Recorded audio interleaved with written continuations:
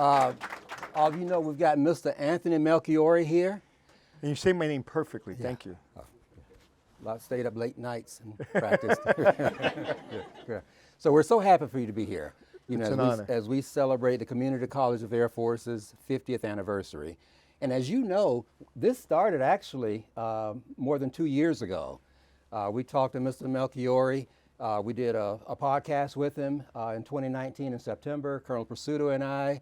And you talked to us for about 90 minutes then. And at that time, Dr. Dassinger asked you, he said, you know, our 50th is coming up in 2 years. Do you think you'd be able to come and speak, participate? And what did you say? 100%. 100%. And here he is, more than 2 years later. Isn't that awesome? Yeah. Yeah. So we really appreciate it. And we'd also like to welcome our graduates. These are our 50th anniversary graduates for CCAF. This is truly a milestone, so thank you for coming. We'd like to welcome our staff here, our commandant. So thank all of you for being here for this event as we celebrate our 50th anniversary. Now, we've got some questions we want to ask you. We want to keep this somewhat informal. I'd like to start off, we know that you're with the Travel Channel. We know that you have done so many things. We'd like maybe if you can just provide us some background on yourself. Well, first of all, it's an honor to be here. It really is. I've been very fortunate in my life between my family and whether it be business or television. But as I was telling the Commandant last night, it saved my life, the Air Force. I mean, how many people feel like the military saved their life? Okay. So I'm speaking to the choir, right? We had that moment in our lives, at least me, where it's like I either went that way, where I said I would be dead or in jail, or go in the military. And I knew instinctively, I'm not a Marine, I'm not an Army guy, I don't like boats. I don't think I'm smart enough or brave enough to be in the Coast Guard. But the Air Force spoke to me. And when I took my test, I didn't do well on any of them, except admin. I actually got whatever the highest rating you can get on administration. Yeah, I was the highest rated, and actually that I realized administratively, from a management standpoint, that's probably my greatest strength, and it's really helped me in my career. But my dad died when I was 2, and my mom she got involved with someone that probably wasn't great for her. And that's a long story, and there's a movie called Wise Gal about my life where Alyssa Milano and James Caan played in my movie. And so I'll leave that in the back. The movie kind of tells what my life was like. And one day, nobody in my life was in the military. Nobody knew anything about the military. There was an Air Force recruiter. Anybody from New York? All right. So anybody know the junction on Flatbush Avenue in Brooklyn? Well, my recruiter was right there, and I was passed by every day. Not every day, but from time to time, and it said United States Air Force, and I was like, okay. So I walked in, and next thing I know, I'm in Whiteman Air Force Base in Knob-Noster, Missouri, and everybody's like, Air Force, military, like, what are you, crazy? My mom was like, what are you, crazy? I was like, I just got to get out of here. And the day I joined the Air Force changed the trajectory of my life, and I had a colonel. For 6 months, I was attached to Honduras to an Army colonel. An Army base, and Colonel Hallams, who I said last night was like Colonel Jessup from A Few Good Men, and I learned the difference between the Army and the Air Force. But he said to me, the day we got to Honduras, I was already 4 years in the Air Force, and he said to me, do a little more, you go a lot further. And and other colonels in the Air Force have told me that, and it really was true. And as soon as I got out of the military, I was in Overland Park, Kansas, working in the hotel business on the weekends. I was in the Air Force, as a protocol officer, and I was going to school at night. And when I got my diploma or certificate from the Community College of the Air Force, it was that moment where nobody in my family ever went to college. I went in the military to go to the college. People say, oh, thank you for serving our country. I went to save my life and to go to college. So that was probably the first great achievement that I've ever accomplished in my life, was getting my Community College of the Air Force degree. But I was telling a story. I actually told the story last week. I was doing a speaking engagement in Orlando, and somebody from the audience said, what was the moment? And I knew what she meant. Like, what was the moment that changed my life? And everybody laughed when I said this. I said, it was folding my underwear drawer at San Antonio Air Base better than anybody else. Everybody can relate to that, right? It's like the TI who hated me called me. I was on the parade grounds, and he called me out of the squadron, and he had my underwear drawer. And he called, and I think I'm getting thrown out of the military. I'm crying inside. I'm getting thrown out. And he starts yelling at me, whatever. And then he said, "Congratulations, you folded your underwear drawer better than anybody else in the squadron." And that was the only time anyone's ever said to me, I did something better than anybody else. And I'm going to get emotional. And that was the moment that I was like, you know what? I'm not like, I got left back twice in high school. My SAT scores, if I told you my SAT score, you all laugh at me. I guarantee you I had the lowest SAT score in this room in New York that year. So I wasn't supposed to graduate college. I went on to get my bachelor's degree. I graduated with a good GPA and went on to do some good things in my career. But it all started with somebody in the military telling me I did something better, and it happened to be my underwear and sock drawer. My socks were really good. But as I'm going back to into my position, he says, he goes, they're supposed to be cotton, not polyester. So even though I had a good sock drawer, I still made a mistake. And that taught me no matter how, whatever you achieve in life, a commander said to me, 100 attaboys can be wiped away with one eye, right? And it's true. We've all seen it, whether it be celebrities, whether it be people in the military. You can screw up your life in one moment. And the military told me, every day you got to earn it. And so I can go on and tell you a lot of things about my life, but we've all had those stories where the moment we know where the military helped us turn around. And I wouldn't be anything without the Air Force. Period. End of story. There's no hard stop. There's no. I'm fortunate to be in the Air Force. You've achieved so much. No, the Air Force is the reason I have a life. Period. That is a wonderful story and so touching. Thank you for sharing that. Well, I'm trying not to cry. Yeah. Let's have some questions from our students. Yes, please. Yes, sir. What are some of the hardest challenges you face, and how have you overcome them? Wow. When I was in first grade, this may get me to cry.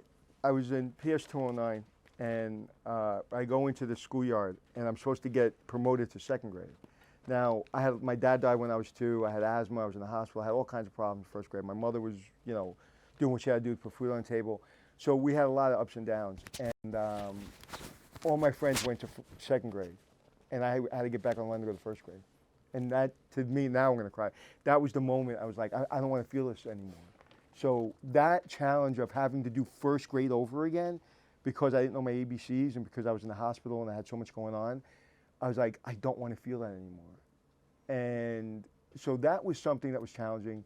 And then I would say not having a backup plan, not having a rich family, not having a rich father, not having somebody I can call and say, hey, do this, do that, here's some advice. So overcoming that and really understanding if you're a good person, happen to believe in God, and you're a moral person and you do the right thing, things work out. But you have to outwork everybody. I always say, if you outwork me today, you're going to regret that tomorrow. I outwork everyone. I'm on my set, we're shooting, we're shooting constantly. The camera guys and the directors, everybody works hard. But I try to work as many hours as everybody else and no excuses. One of the things I learned in the military, nobody cares. I'm writing a book, and I won't tell you the name of it because I don't know if I'm allowed to use those kind of words. But it's basically extracting your brain from your butt, right? It's nobody cares, man. Nobody cares what you're going through. Nobody cares about your problems because we all got our own. This pandemic really kind of put that in the forefront. It's, as much as you love your friends and family and everything, if you don't take care of yourself, you can't take care of anybody else. So that's kind of what I've had to overcome is realizing, everybody's trying to achieve something and they're happy for you, but, nobody cares, and try to tell that to my children. I love them and their friends love them, but you're responsible for you. And I think the military really taught me that. I'm responsible for me, and if I take care of me, then I can take care of you. If I don't take care of me, I can't, we're not going to win anything. We're not going to win a war. We're not going to win anything. And what's happening in this country right now is we're going against each other. That's never going to work. We're one. I'm looking at all the faces, whether you're white, black, tall, short, whether you're from Texas or Brooklyn. In the military, we get that. Outside the military, it's out of control. It's like people are just, we're here. You're the reason I get to live a great life. Without you, we don't have a country. And I think those are the things that I've learned in the military, and the thing that I kind of really had to overcome is understanding that nobody's coming. I have to take care of myself and my family, and it's like in the military. That's an excellent point. And one of the things we stress in the military is being a wingman, taking care of each other. So that's one of the things that we always, we preach to our airmen and to our civilians. And it's what's really important is, listen, there's people that don't like each other in the military and people that don't get along, and there's all kinds of, I would imagine, challenges. We all have them, right? But at the end of the day, once you get into that foxhole, you get on that plane or whatever it is, we're one person. Now, we see that you were a CCF graduate.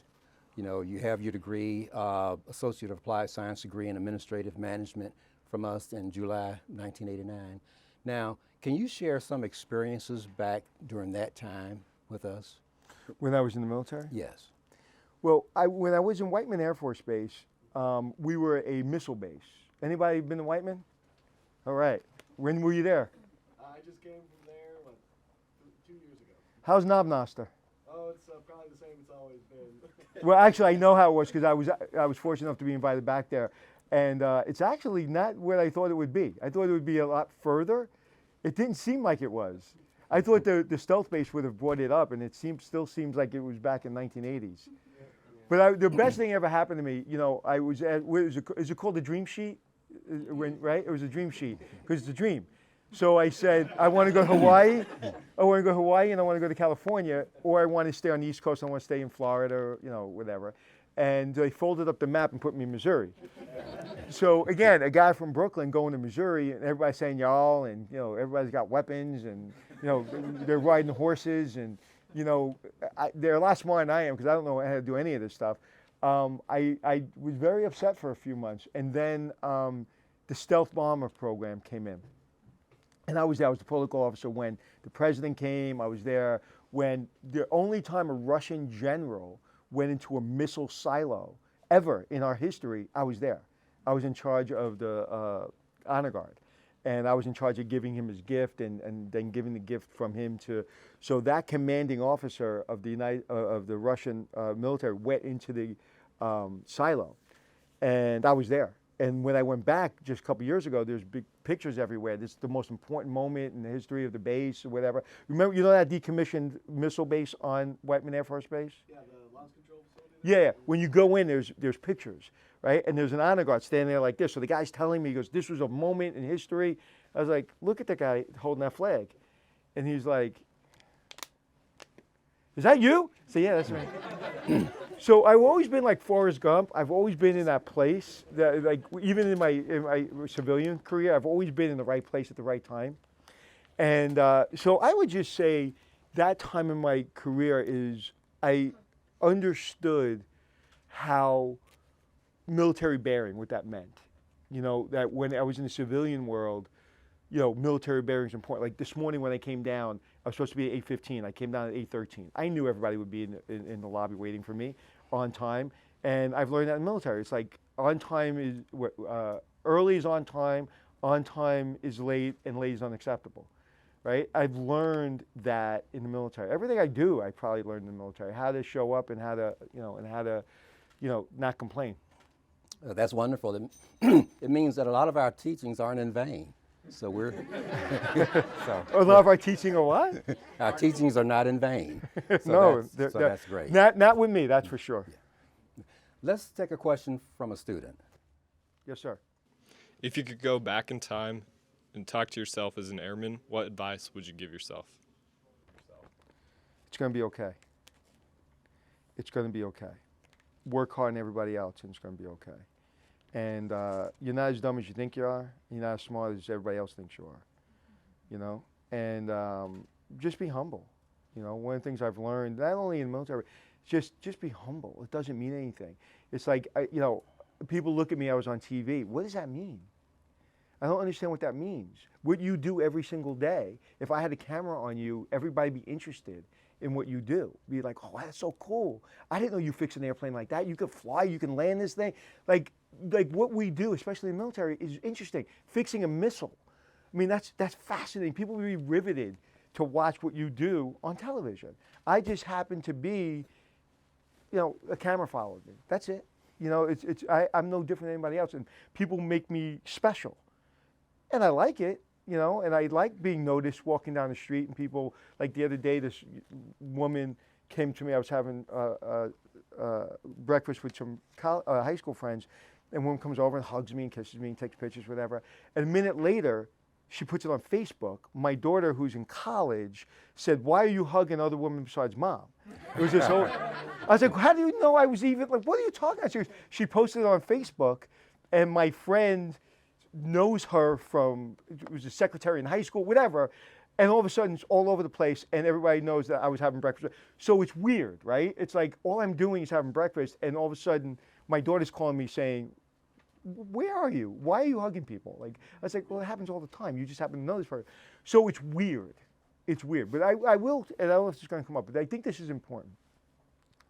When I graduated college, and my girlfriend made sure that when I got in the military, I went to college. She actually flew to Missouri, made sure I was to graduate. We're still friends, but we were 7 years together, and we didn't get married, obviously. She's now a billionaire. She's married to a billionaire. She's married to the chief, the seventh employee of Facebook, and then like the eighth employee at Uber. Like, so she did okay. But it wasn't for her. If it wasn't for her, I probably wouldn't have signed up to be, you know, in college. And so I came out and I started turning around hotels for wealthy people in New York City. I never took over a hotel that was running well. I took over hotels that were failing. And I was always scared because I didn't know how to do it. But because of my military bearing, I found really talented people to help me turn around hotels. And I started turning around hotels. And one day, I was an asset manager making really good money, running $2 billion worth of hotels. That's only 2 hotels in New York, by the way. That's the Westin Hotel and the Intercontinental. $2 billion worth of hotels I was the asset manager for. And one day, I hated my job. And one day, but it was a really good title, really good money. And I remember, and I was proving to myself that I know how to do finances and cash flows. And, you know, it was a really prestigious job. And so I was proving to myself I'm not as dumb as I thought I was. And then one day, I came home and I put my hand in my face. And I was like, my wife go, "Uh-oh, now what are you thinking?" I was like, "I'm tired of making rich people richer." I was like, "I want to teach what I know. I want to teach the hotel business." And I go, "I want a TV show." And she goes, "Who the hell wants to see you on television?" Swear to God. You know, how many people want to see a middle-aged white guy, you know, 50 years old, running around the country? Like, who the hell wants to see that? And I was like, me. All right, I want to teach this. I want to teach this. And I was able to go to a friend that's in Hollywood but knows nobody in the reality TV business. We wrote a treatment. Long story short, about a year and a half later, I want to travel. Now, I will tell you, it was very hard to get it. It was a lot of dedication, but I got it faster than most. And getting a TV show, especially when nobody knows who you are, is finding a needle in a haystack. It's farting in a windstorm. It's just it's not going to happen. And so I was very fortunate. I was literally one in millions that got it. But I didn't know anybody. Nobody called me. Nobody did me a favor. I did it myself. And that's what I'm most proud of, that I did it myself. I created it myself with my friends, and we got it made. And then once you sell it to Travel Channel, you're the host, and they're controlling it. They own it.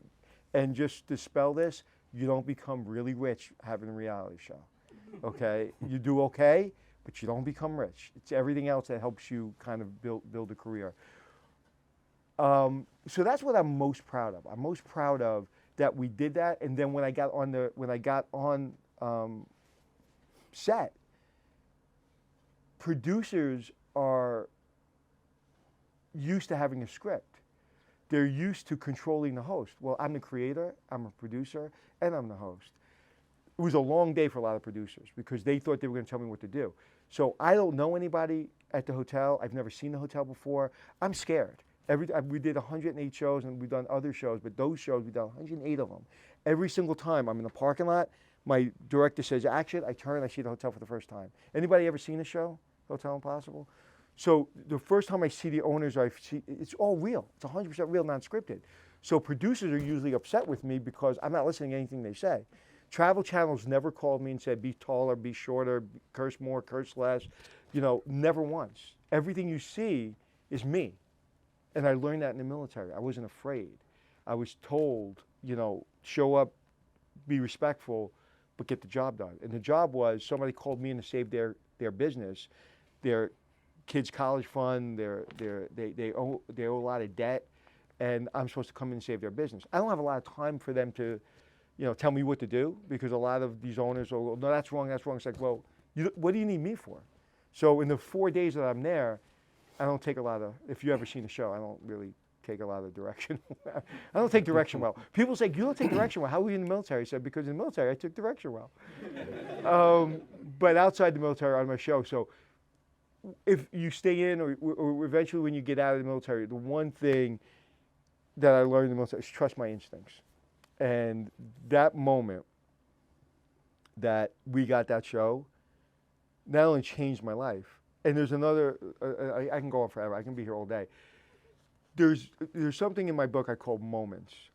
When I was at the Lucerne Hotel on the Upper West Side of Manhattan, there was a gentleman. Anybody see the movie Analyze This? Okay, so there's a gentleman, Leo Rossi, you can look him up. He happened to be an actor in the movie, and I didn't know him, and he dropped his script in the middle of the lobby.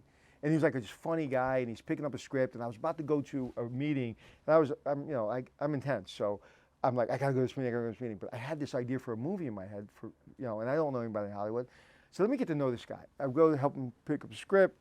Me and him become best friends. He comes to my office all the time, I'm general manager. And he goes, you have a story about your childhood. I mean, you gotta tell the story. And he helped me get the movie, and he's the reason, anything I have in my life, is the reason I'm probably here is because of him. Because that moment I took, that moment you think, I shouldn't do that, do it. If you feel it, do it. So that moment changed my life. That one little moment, helping the guy with the script, is the reason I'm here. It's the reason I have a TV show. It's the reason anything I have in my life, the reason I get paid good money to do speaking engagements, anything that I've done in my life to this point, from the moment I met him, is because of him professionally. So don't walk away from an opportunity. You know, I always say success doesn't come in a box. You know, the Amazon driver isn't, you know, you can't prime that. You can't say, hey, I want success, and it comes in prime the next day. You know, it doesn't, nobody's knocking on your door and say, here's success. You know, I try to teach that to my children. I said it's earned, you know, and the one thing I'm proud of is I think I earned it. You know, I've worked really hard for it, and it's every day you have to prove yourself. Trying to get a TV show today, it's 10 times harder than it was when I did it 10 years ago. I take away from that, don't walk away from an opportunity. That Ever. is so powerful. And here's an opportunity for someone else to ask a question. Can we have another student? Yes. What's your name? Aaron Griffin. Nice to meet you. What advice would you give to somebody that is considering pursuing a career that is outside of their AFSC in the civilian world? Everything that you've learned in the military, the things you like and the things you don't like about the military, will help you in the civilian world. People don't seem to, in my opinion, people don't seem to have a mission for themselves. In the military, we have a mission. People don't know what missions are. People don't know what, you know, a lot of companies have mission statements, no one follows them. And everybody's kind of in their, you know, own world, and everybody's kind of fighting for the next promotion. I would just say do what's in your heart and do what you believe in. I knew I couldn't do my job anymore. I knew that running hotels, whether you're a dolphin trainer, whether you're an artist, whether you're an architect, whether you're a designer, you can find a job in the military, in the hotel business, period. You know, you can find a job. So whatever you decide to do, and I'm gonna just guess, that you're a little bit more on the shy, quiet side. Am I right? Right. So that's okay. I always tell people, people don't have to be like me. I'm aggressive, right? I'm a very competitive person. But as long as you're yourself and you do the work and you speak up for yourself. I learned in the military, don't brag, right? Don't brag, but also don't, let people know what you've done. That's why we all have I love me walls, right? Let people know what we've done. So in the civilian world, it's the same way. Like, I don't, like, people ask me what I do, and I say I'm in the hotel business. I don't say, if they don't know I'm on TV, I don't tell them I'm on TV. I mean, I try to stay humble. So, but also you have to be somewhat aggressive in the sense of no one's going to come and do it for you. So that's the really only advice I would have is like, just be you. It's okay to be quiet, but weak and quiet are two different things. And people take that and say, well, that person's weak. No, they're not weak. They're just quiet. It's okay. My wife was a librarian, is a school teacher. You can't see, if you look for Anthony Melchiorri's wife on the internet, you get a lady named Lisa. She's 30 years old with blonde hair. And I was like, that's not my wife. She can be my daughter. Like, so you can't find my wife on the internet. My wife is the quietest human being you ever met in your life. Very quiet, right? But she's also very strong. She's a teacher, and she stands up for what she believes in. Good question. Anybody else have questions? Come on. I'll start asking questions. Yes, hi. Did you ever struggle with work-life balance? There's a book by Jack Welch. Anybody know who Jack Welch is? He was voted the manager basically the last 100 years. He ran GE. And he wrote a book. I can't remember the name of the book. It's a yellow cover. And I go on Amazon and find it. And chapter 7, I believe it is, it says work-life balance. And the reason I know this is because I was running the Nickelodeon Resort. Anybody been to the Nickelodeon Resort in Orlando? Well, I ran that for a couple of years. And it was at West. It was going bankrupt. We turned it around. And I fired 17 executives. We only had 18 executives. And they were all making a lot of money. And I fired 17 of them in 6 weeks. And the owners called me up and said, we're going to come down. So you come down, I'm going to quit. They go, you're losing your mind. I said, yeah, I'm losing my mind, but we're going to turn this around. It's like, but everybody's saying you're working them 18, 17 hours a day, 7 days a week. I said, you're going bankrupt. You're $250 million into this hotel. I turned around a hotel for you in New York City. I'm going to fix this, but you got to give me time. And I had to fire all these people you had here because they weren't good. And he said, you're losing your mind. I said, maybe. And as I'm reading the book, because I felt really guilty about that phone call, I was like, oh my God, maybe I am losing my mind. And I happened to be reading this book. And chapter 7 said, I am not responsible for your work-life balance. I was like, oh my God, that saved me because I was so upset that people were mad at me because I'm making people work so hard to save this hotel that kids are missing baseball games, people are missing baseball games. They don't have a work-life balance. And in the book, in the chapter, it says, I'm not responsible for that. So what I took away from that is this. There are some days, like right now in my life, that I'm here, so I'm not with my kids. My kids are in college, they couldn't be here. I asked one of my daughters to come. She couldn't, she has volleyball practice, and she's on her team. And my other two just started a new job in the city, so they can't be here. And my wife's working, and she couldn't be here. But I'm here. And I'm not with my family. I'm not with my business partners. I'm not doing everything. So my work-life balance today is all work. There is no balance, right? I'm not with my family. But I chose that. This is an honor to be here. So if I ask somebody, can I have a report on my desk by Monday? And you have traveling baseball all weekend with your children. If you miss the traveling baseball games, I would want to fire you. If you miss my report, I'm going to fire you. It's up to you to make a decision to work a little longer to get the report done, or ask me, is this report due Monday? No, you can give it to me Wednesday. Thank you. Now, all of a sudden, you gave yourself more balance on the weekends. You set my expectation for Wednesday, and you have more time to do your job because you asked me a simple question. I may say, no, unfortunately, because I'm a nice person, no, unfortunately, it's due Monday. What can I help you with to get this done? Well, I got traveling baseball with my kids all weekend. I was like, okay, maybe I can do this part for you. I'll do it for you. I'll give it to somebody else, but I still need it by Monday. So that just means Saturday night you're going to be working late from a hotel room. And that's just the way it is. Do you think this is a valuable enough job to be promoted? And do you like this job enough to make these decisions? But your decision and your work-life balance doesn't belong to anybody but you. In the hotel business, we're losing more people than any other businesses in the world right now because we screwed up.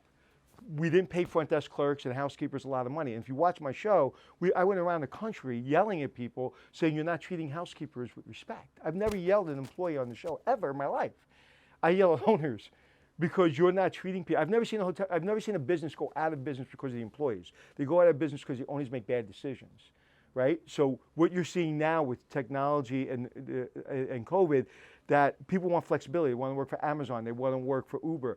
So I can't get somebody to work for $15 an hour at the front desk when they can make $23 an hour working at Target. I can't ask a young lady or a young man to clean 18 toilets in a hotel for $16 an hour when they can make $23 at Walmart or whatever it is, or at Uber.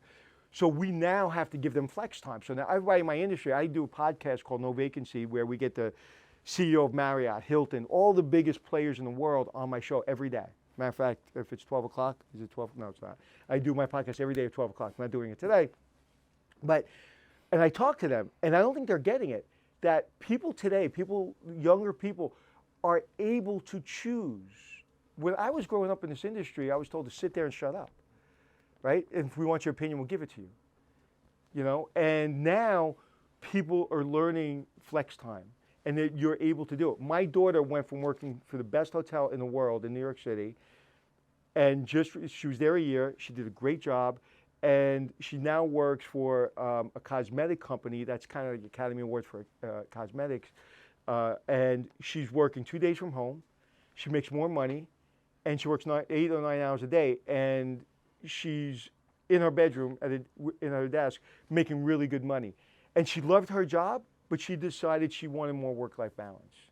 Her boyfriend's off on the weekends, so she went off on the weekends because she was working Saturday and Sunday every week. So never in our history have we had more of an ability to choose work-life balance. But when you blame the military, you blame your boss, it's not their fault, it's your fault, because you can make those decisions. And I made that decision that I want to have a TV show, but I'm off a lot. You know, I'm home a lot. You know, if I do speaking engagements or I travel for my companies that I consult with, I choose when I work and when I don't work. Did I answer your question? I see you smiling. Why are you smiling? Thank you. Well, you can thank Jack Welch. You know, one thing, work-life balance ties into resiliency. And, you know, resiliency is considered to be a key to success. And you're very resilient. Mm-hmm. But one question I've got for you is, what do you do to relax, to recharge? I mean, you're definitely at the top of your game. So how do you stay there? I'm lazy. I'm really lazy. And I'm really, really intense. So when I'm intense and I'm doing it, like I said, it's going to be a long day if you're going to try to get in front of me, because you're not going to get in front of me. But when I have time for myself, I disappear. I'm quiet. After 8 o'clock at night, I'm up till 2 o'clock in the morning. People are like, oh my God, you're working from 8 to 2? I said, no, I'm playing video games. I'm playing UFC, or I love poker. So I play in tournaments all over the country because I travel a lot. Matter of fact, when I came here, I was like, all right, is there a poker room? There's no poker room. You got to change that. And but I was for speaking gigs. I was in, and I consult for a major brand out there. And I was in Vegas 15 times last year. And I was like, we went to Vegas, and all I do is go to work and I go to the poker table. And I pay a $200, $300 tournament, so I don't play in big games. I just put 3 kids through private college, so I don't got that kind of money. But I play in $200-$300 poker games, and I can sit at a poker table in Vegas for 24 hours, literally straight. Just use the men's room and go back and have some water, and I can sit there for 24 hours, and I can only lose $200. And it's because it's hyper competitive.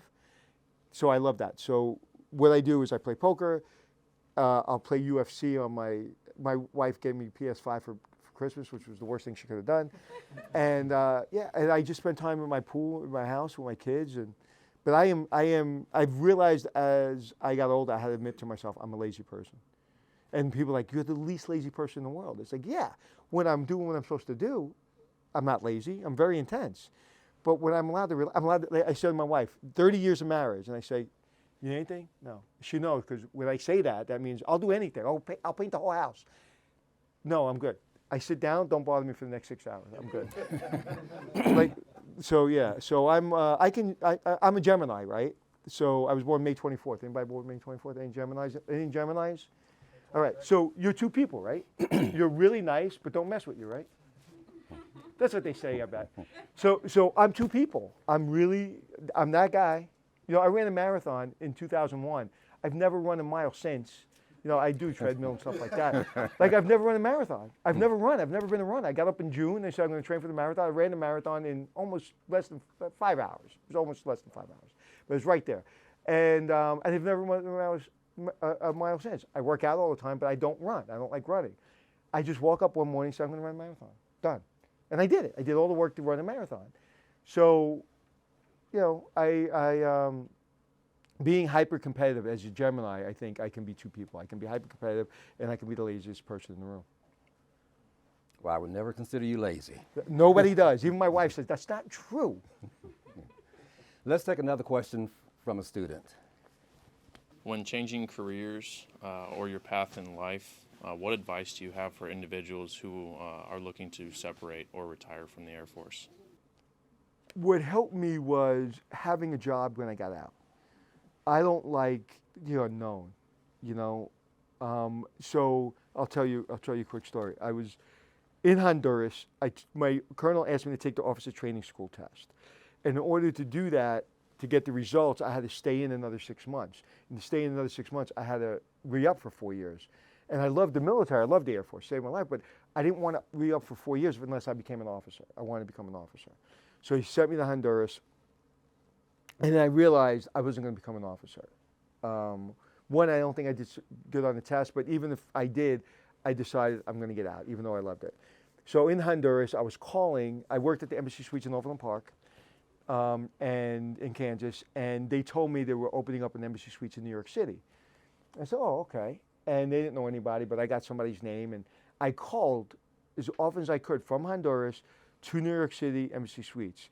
Now, back in the day in 1989, 1990, there was no cell phones. It was like $1,000 worth of quarters to call from Honduras to New York. And I think, you know, I was making $300 a month. So I spent all my money on making phone calls back to New York. And I got this secretary on the phone that was Drew Schlesinger, who's the general manager. I didn't know really who he was at the time. And I would ask her, I said, somebody told me that you're opening up and there's a front desk position available. Long story short, not to bore you, I called over and over and over again. And she kept me like, yeah, he'll call you back, call you back. Finally, I used a little bit of my Brooklyn attitude and I said, if he doesn't want me to have the job, that's fine, but I'm getting out of the military and I need a job. So just let me know. I just want to be a front desk clerk or whatever job you have for me. So I swear to God, this is where persistence comes in. This really happened. She goes, what's your last name? I go, like, I spoke to this woman more I spoke to, you know, my mother. I was like, it's Melchiorri. She goes, is your brother named Angelo? I said, yeah. She goes, oh my God, he's renovating my father's house. I was like, what? She goes, yeah, I've been spending like 6 months with your brother having dinner at my house every day. I was like, oh my God, really? She goes, hold on. She gets Drew Schlesinger on the phone. And he said, I heard you're the most persistent person in the world. Do you want to be the night manager? I just wanted to be a desk clerk. I go, yes, sir, I do. He goes, can you handle it? I said, yes, sir, I can. He goes, do you know what a night manager does? No, sir, but I'll figure it out. And he hired me. And I get to the construction zone. We're on 47th and 7th. I'm in a suit. Straight up tie and suit. But the only reason I'm not wearing a suit today is because the commandant said, you know, everybody's going to be in fatigues, kind of dressed down. So I did, but I was ready to wear my suit. And I get there, I'm in a black suit, beautiful suit, and walking around construction. So first time I meet Drew Schlesinger, he looks at me, he goes, what are you, an idiot? And he walks away, and I'm like, oh, I failed already. So be persistent in trying to get a job before you get out, and use your military background. People in civilian world, especially if you're in the Air Force, I'm just telling you from experience, they elevate you. They really do. If you explain what you did in the military and yet you were in the military for X period of time, people want to help people in the military. People want to, especially what I found is the Air Force was a really good stepping stone for me. So again, I made that transition, but I was a dog on a bone. I was getting the job, and I was getting the job I wanted. And the funniest thing is I'm doing in Times Square about a year ago. I'm in Times Square. The Times Square Alliance allowed us to sit in the middle of Times Square, me and my partner, and do our podcast from the middle of Times Square, which is the coolest thing in the world. And I was like, right over here, right behind me was the hotel, my first hotel in New York City. I said, where the hell's the hotel? And I'm looking. They took down the entire hotel. They took it from floor to floor. They took it down and they rebuilt it because they wanted more retail space. That's how much money is in New York City. They could take an entire $1 billion hotel and rebuild it and still make money. It's crazy. But anyway, that's a different story. So it was just being persistent and demand, kind of getting back to you know, being quiet or whatever. But you can demand because you're probably better than everybody else in the room just by being in the military, just by paying attention. You have to be whatever rank you are, to be where you are today, you have to pay attention. And most people, what I find outside, aren't paying attention. They're not paying attention. Everybody wants what they want. They're not paying attention to the team. You know, anytime I turned around a hotel or anytime I worked for a big businessman that paid me to turn around a hotel, I didn't care about me. To this day, I don't care about me. I care about getting the mission done. So once it becomes about you, that's when I see people get in trouble. There's somebody, if I mention his name, who helped me when I got on TV, but I won't mention his name. You all know who he is. He was an incredible person. And then he got crazy fame, crazy money, different person. And I don't understand it. Like, I don't understand. Like, you're the same person. You're not that important, you know? It seems after all these years, there's still one underlying theme, getting the mission done. And that's incredible, isn't it? Let's take another question from a student. What advice do you have for students interested in, you know, switching and getting into the hotel business? Take my cell number. If you're trying to get in the hotel business, all you need is my cell number. Okay? I guarantee you, are you trying to get in the hotel business? I'm thinking about it. Where? Right now I'm in Oklahoma. Uh-huh. So hopefully I would get orders somewhere else.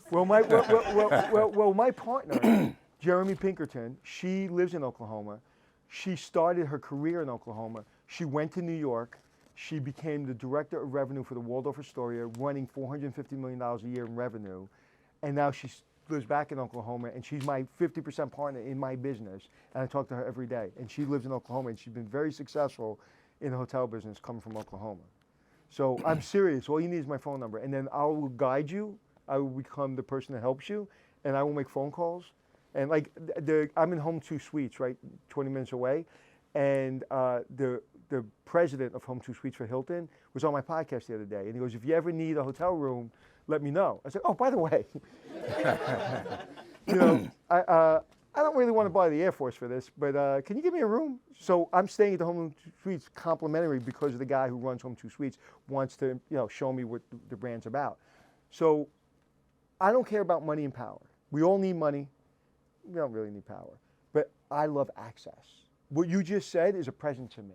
I want to go in the hotel business. How do I do that? I love the fact that I can help you. If you pay attention, I can get you a job in the hotel business. That I can guarantee you. You know, you can get fired or you can get promoted. That's up to you. I have a friend of mine who I play poker with in my neighborhood, and he said his son wants to go in the hotel business. I said, okay, so I got him one job in a local place. He did really well. Got him another job in a local place. He did really well. And so me and him and his father having a meeting about what's his next step. So I said, where do you want to go in the world? You want to go to Vegas? You want to go to Italy? You want to go to New York? Tell me where you want to go. I'll make some phone calls. And his father goes, not Vegas, not Vegas, not Vegas. He's 22 years old. He's the VIP manager at MGM in Vegas. He literally moved out there 2 months ago.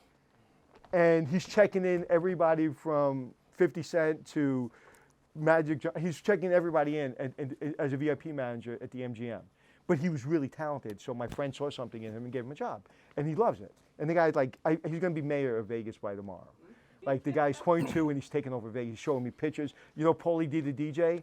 He's in the booth with Paulie D, like the first week he's there. Him and Paulie D are hanging out and hugging. I go, dude, how do you know Paulie D? He goes, I don't know. I just walked in the DJ booth and he hung out with me. And that was it. And then, like, the guy who won the World Series of Poker that won $10 million, there's a big picture of him, like, holding up the trophy.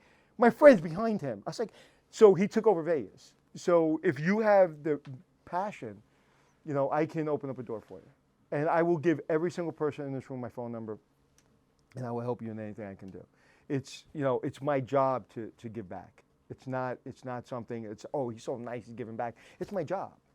You know, if I have access, I didn't have access when I was sitting in your chair. I didn't have it. Somebody gave it to me, and now my only power is access. So I will do that, and I promise you I will give my number. If you want to take, you have a pen? The best thing to do is text me, don't email me, and don't call me. If you text me, I will call you back. I will text you and say, hey, let's talk in an hour, and you call me back.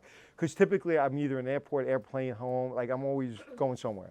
So if you text me, if I have like an hour, it's like call me in an hour and we'll talk. So if you email me, it'll take me a week to get back to you, and if you call me, I won't answer your phone call because I won't know who it is. But if you text me, I'll get back to you in a second. Promise. If it takes me more than an hour to text you, it's because I'm talking to everybody in this room. Wow. Paula D, Vegas. I think I'm ready to retire. You know, I go with you. Anytime. Okay, I think we got time for one more question. Come on, I'm not leaving. I'm gonna cancel my flight. I don't want to leave. There's got to be a hotel question out there. Any other questions? Come on, you got it. One more. Yes. What's your favorite hotel? Is it one that you visited or is it one that you've worked on? I have two. I have a favorite hotel that I like going to, and I have a favorite hotel that I've turned around. La Residencia in Mallorca, Spain. When I was doing a show called 5-Star Secrets, I was able to go to Spain and show the behind the scenes of how you run a beautiful 5-star hotel. So if anybody has Discovery Plus, just Google my name in Discovery Plus, and all my shows come up. It would be Hotel Impossible, 5-Star Secrets, Hotel Showdown, and Extreme Hotels.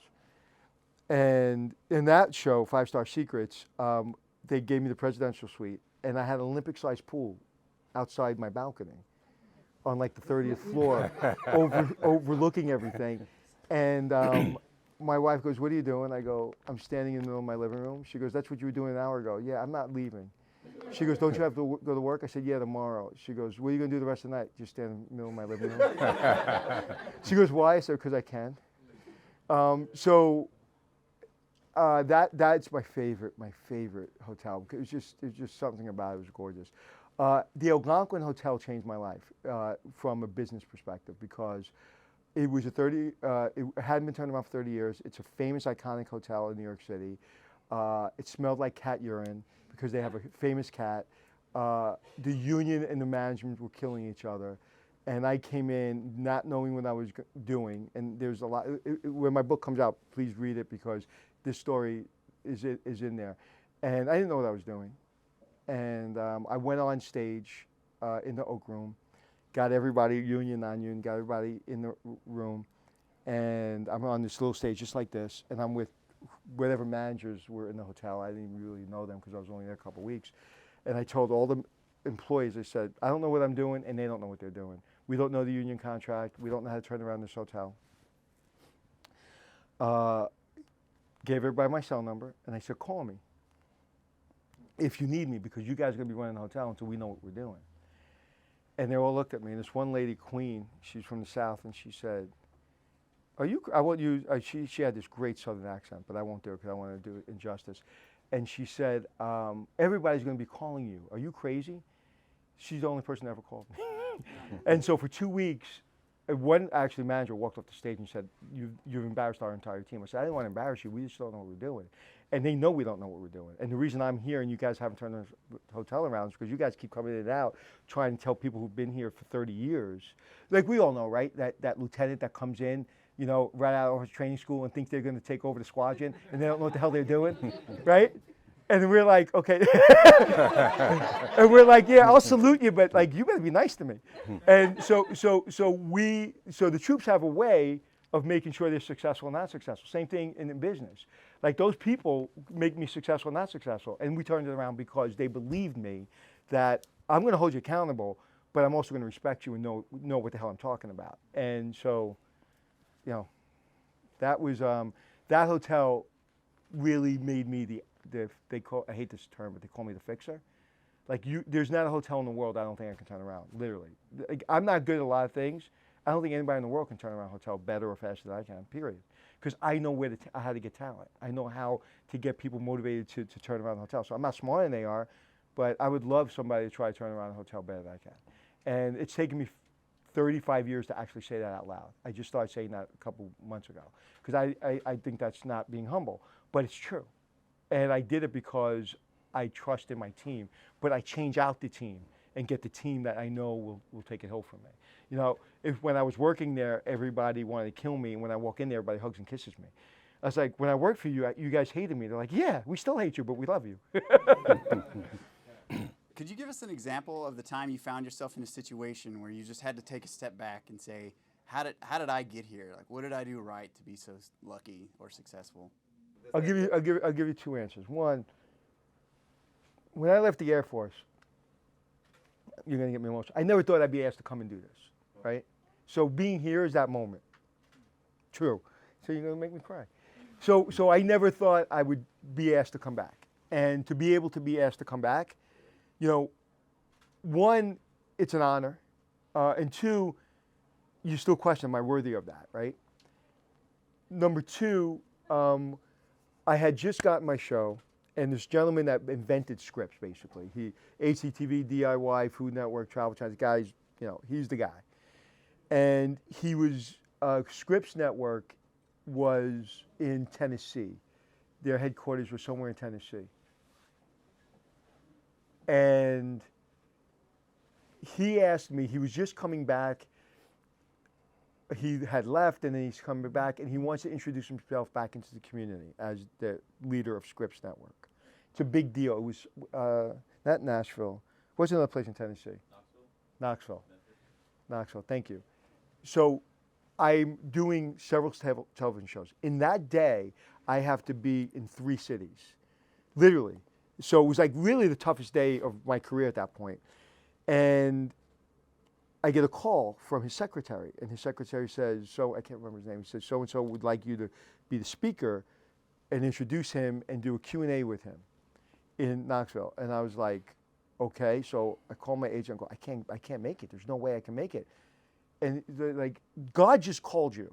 Do you understand that? Like 5-star general just called you. It's like, whatever you're having to do, if you have a funeral, you're not going to the funeral, like you're going. So I figured out, and I got there. And we're on this staircase, and we're overlooking all the people from the community in this big event hall. And he said to me, and this is when, I won't use names, but you all know him, on the Food Network, Travel Channel, all the biggest celebrities, a lot bigger than me, and a lot more important, and had a lot more TV time than I did. I was maybe 2 seasons in. And he said nice words about me, I'll just say that. That was a moment. I got home, and I was like, he could have chose hundreds of hosts from all his channels, and he chose me. That was a moment. I was like, I still think about that. I was like, wow, like that was a moment. And my focus group, and I think I found out later, to this day we had the highest rated focus group. When you get a TV show, when they say we're going to greenlight it, and they put you, you know, I did my pilot, and then they tested the pilot. Did you ever guys do a focus group? You're walking down the mall, and somebody say, hey, I'll give you $75 to come watch the show. Well, they do that. So they get this focus group. I had the highest rated focus group to this day in authenticity, content knowledge. And so I guess that's why he asked me to come, because my focus group was so good. But that was a moment where it was like, wow. But I have that moment every day. I mean, I'm like, what? Who? Where? Like, you know, anybody know Samantha Brown from Travel Channel? She's been on Travel Channel forever. She's the reason Anthony Bourdain was ever on the show. I mean, she's the reason, you know, travel shows were anything. And the other day I was at an event for her, and I'm hugging her, and she's my friend. Andrew Zimmern, you know, helped me become better at this. You know, Guy Fieri, my dear friend. Everybody remember? What's that show with the slime? What was that show on Nickelodeon? Come on, old people in the audience. What's that? What was it? Double Dare. Double Dare. So everybody knows Mark Summers from Double Dare. He's literally one of my best friends. I talk to him almost every week. So yeah, so I have those moments. You know, Leo Rossi, who's an actor in Hollywood. I was on a set that he asked me to come to set, and I'm hanging out with John Travolta. I'm like, wow, that's pretty cool. You know, so I have those moments. I don't have as much anymore, but yeah, it's all the time. But I'm just, listen, hero today, zero tomorrow, right? I have those moments, but it could all be gone way tomorrow, as we know in this world. So, one of the things I appreciated about COVID was, if there's anything, right, because it's so tragic. I lost 3 people in my life to COVID. And so, not to minimize it, but everybody went to zero, right? Whether you're a general or you're an airman basic, you had all the same problems. You had all the same worries. You had all the same issues that that person had. So in the civilian world, if you had a Mercedes and a big house and somebody was on food stamps and welfare, as I was when I was a kid for a little while, you're the same person, because your business got crushed, everything got crushed. We're all looking for the government to give us a check, right? You have money, like my business, my friends' businesses, they're living in beautiful homes and they're waiting for their government check. That was a moment for me. I was like, I like that. I like the fact that you understood what it was like to feel something you haven't felt maybe ever, or maybe since you're 12. I feel it every day. I think I'm going bankrupt every single day of my life. I always feel that. So I think those moments that we talked about, they never get too big for me. They never get like, oh my God, like, yeah, of course I'm in this room. I'm like, how did I get in this room? Like, I believe I deserve to be in the room. Like, it's taken me a while, so I'm not humble enough to say that I deserve to be in the room because I worked really hard. I deserve to know that person. I worked really hard. I deserve that show because I worked really hard. But God can take it away from me in a second. So I appreciate it. You have worked really hard.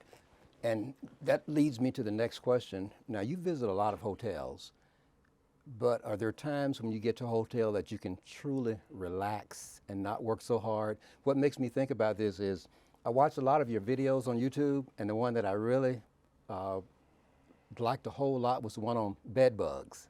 When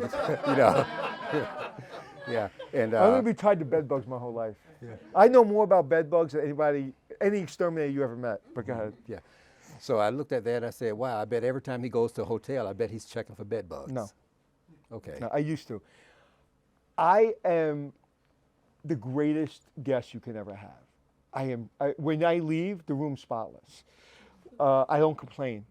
I mean, almost never do I. I actually complained once not too long ago to a friend of mine. I called the president of this major brand. And I was like, dude, you got a problem.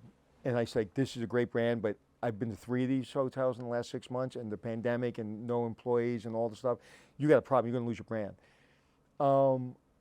I'm an easy guest. I don't get obsessed with, like, I'll see things in my room, and like, as long as I have a comfortable bed and air conditioning, I'm good. And it's clean. But I'm an easy guest. I'm the easiest guest probably you'll ever have in your hotel. Now, you tell me you have a hotel and you want me to turn it around, I'm the worst guest, because as the guy's turning it around, I have a critical eye. I have something, because I have ADD and I have OCD and I have all the problems. And I literally have them. Like, they've never been diagnosed with them, but I know I have them. And somebody said, you should go and get some medication. I said, take my superpower? I was like, these are my superpowers. But you can't concentrate. That's my superpower. But you walk in the room and all you see is that like thing. I was like, that's my superpower. So don't take that away from me, and it's something that I cherish, actually. Well, thank you. Mr. Melchiorri, we have one more question. I don't want to leave. I'm not leaving. What is the one pattern that you have seen in the businesses that you have taken on to turn around? Pride. If people don't have pride, I get emotional, because that's it. It's pride. We're in the military. When you say you're in the United States Air Force, right? I say I'm in the United States Air Force. I feel proud to say that I was in the military. And not only I was proud to be in the military, but I was proud to be in the Air Force. Because, like I said before, I think we're a step up. That's just me. And I feel pride. So to use your word, like when I went to the Algonquin, it was dirty, people weren't paying attention, but it wasn't any of that. It was people lost pride. We're the Algonquin. We have an Academy Award about the round table. We have, we were the first hotel to have electronic door locks. We were the first hotel to have the red ropes around discos or clubs. Man, I'm old. did I say discos? Clubs came from the round table because they were trying to keep all the paparazzi away from Robert Benchley and Dorothy Parker, and it's a long story. And so there's so much history in this hotel. And I remember a bellman came up to me who's been there for literally 50 years, Mike Lyons, and he said, "Thank you for bringing pride back to the building." And I did that by seeing every person in the building. A housekeeper, one day I was coming down the stairs, I'll never forget this as long as I live, and I'm not the guy that says, "Hey, you see the baseball game last night? Did you see the football game last night? Hey, wasn't that?" I'm not that guy. I'm this guy. I'm like, "How are you? Do you have the towel? Do you have the need? How's your boss? Everything good? Good. Love you. See you. Bye." I'm not talking about basketball because I don't care. Like, I'm a sports guy, but I care about, do you have what you need? I'm that guy. I may not even know your name because I have so many employees, but I know you. So this one young lady's coming down, and I say, "How are you? Good morning. How's everything?" And I go, as she's coming down, I'm going up, she's coming down. I stopped, and I come back down, and I go, "How are you?" She starts to cry. And she was exactly the way she always is, but there was something just a little bit off, and she was having problems financially. I made sure I took care of her. Nobody had to know because I wasn't allowed to do that. I went in my own pocket, gave her some money. I said, "Give me a minute." I went to the bank. I gave her some money. I said, "Pay me whenever you can." She paid me maybe 6 weeks later, hysterical crying. And she's like, "No one's ever done that for me before." I was like, "Well, people have done that for me before, and I just want to do it for you." I didn't know if she was going to pay me back or not pay me back. I wasn't making a lot of money. I was a general manager, but I have a family, and I need my money. But I saw something in her eye that made me stop. When you see your team, really see your team, is when you start bringing pride back into your team. And there are business things that I can look at. One of the things I say is when I walk into a parking lot and I see the yellow stripes of the parking lot, if those are faded, I guarantee you the hotel's probably not in great shape. If I see a sign that's rusted, the no parking sign, or I see a sign that's off, I guarantee there's a light bulb out in the lobby, right? And I always say this. I'll ask you here, how many people have children? When your baby was born, were they a 5-star baby or a 3-star baby? 5-star all the way. Right, the 5-star. And everybody giggles, but this is the truth. What happens when you work at the Holiday Inn Express instead of the Plaza Hotel? And your friend wears their uniform a little bit askew. Their shoes aren't polished. They're having you clock in for them. And all of a sudden, because it's a 3-star hotel, you start acting like a 3-star person. Well, if you work at a 5-star hotel and everybody's buttoned up and everybody's a little bit more intense and everybody's at a higher level, all of a sudden you're working at a 5-star level. Whether I work in a 3-star hotel or 5-star hotel, I'm the same person. I was born a 5-star baby. I'm going to die a 5-star baby. I'm not going to let anybody take that away from me. And that's what happens. We're all in the military, and we're all kind of have to act kind of a certain way. And when you go back in the civilian population, you can screw off a lot more. And it's up to you whether you stay to what you were born to be or you let other people around you make those decisions for you. So, matter of fact, I'm probably going to call my book 5-Star Baby. Well, Mr. Melchiorri, thank you so much. This has really been an honor. I have to leave? And well, not yet. We're going to do some cam shots in a few minutes. All right. But we really appreciate you coming to help celebrate the Community College of Air Force's 50th anniversary. It's been a long time coming. We're so proud. Well, I want to thank you. So can I ask you a question? Sure. Why me? Why did you pick me? Why did you call me? How did you get in touch with me? Like, how'd that all happen? Well, that's a very good question. At one time, I was running a website. We were doing success stories. We were trying to find people who had graduated from Community College of the Air Force and were doing well. And my previous supervisor, Mr. Nicholson, William Nicholson, who's out in the lobby, I want you to meet him. He came across your name. He said, this guy was a CCF graduate. I said, he was? He said, yes, we need to get in touch with him. And that's how the ball started. Wow. And it took a while because we had to go through gammas. I know, we've been waiting 32 years. Yeah. Yeah. So, and we were just so excited that, you returned our calls and we started texting. And for those who don't know, once we had that original podcast in 2019, September 2019, we've been in touch every few months just to make sure we kept So when you hooked text in. me, how fast do I get back to you? Probably sometimes within minutes. Minutes. It's like, wow. I mean, I was just getting ready to go take a shower, you know. You know. So, but he does get back to us quickly. Only if you text me, though. Yes, right. And I had to learn that because I would send emails, I would call and leave voicemails. Nothing ever worked. And then you told me, text me. Right. Yes. And it's so funny. People in my life to this day, they get mad at me, and I'm like, not my problem. If you tell me to text you, I'm going to text you. If you tell me to call you, I'm going to call you. If you tell me to show up at your house, I'm going to show up at your house. Like, we all have, and that's kind of getting back to, like, you don't have to demand anything, but you have to work a certain way. Like, I work a certain way. So if I'm running a building, there's a certain way I expect that business to run. And you don't have to be me, but there's an expectation, like in the military. This is the standard. We don't go below the standard. You know, this is the standard, and if you can't accept the standard, you don't belong here, right? So I think, you know, texting me is not a high standard to meet. Yeah, we really appreciate Well, you I being here. appreciate you, and thank you very much. It's beyond an honor.